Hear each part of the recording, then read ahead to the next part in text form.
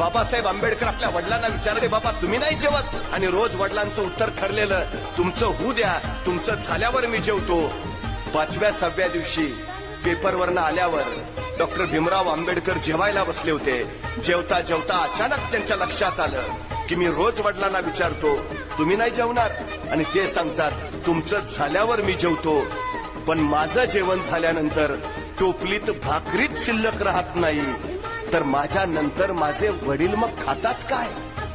त्यांनी जेवता जेवता वडिलांना विचारलं, बाबा मी रोज तुम्हाला विचारतो तुमचं जेवण, आणि तुम्ही सांगता की भीमराव तुम्ही जेवून घ्या, तुमचं झाल्यावर मी जेवतो. पण बाबा माझं जेवण झाल्यानंतर टोपलीत भाकरीच शिल्लक राहत नाही, मग तुम्ही खाता काय? तुम्हाला भूक नाही का लागत? तसे रामजी बाबा म्हणाले, भीमराव माझी भूक या भाकरीनं भागणारी नाही. तुम्ही एवढे मोठे व्हा की तुमचं ते मोठेपण बघूनच माझं पोट भरेल. भीमराव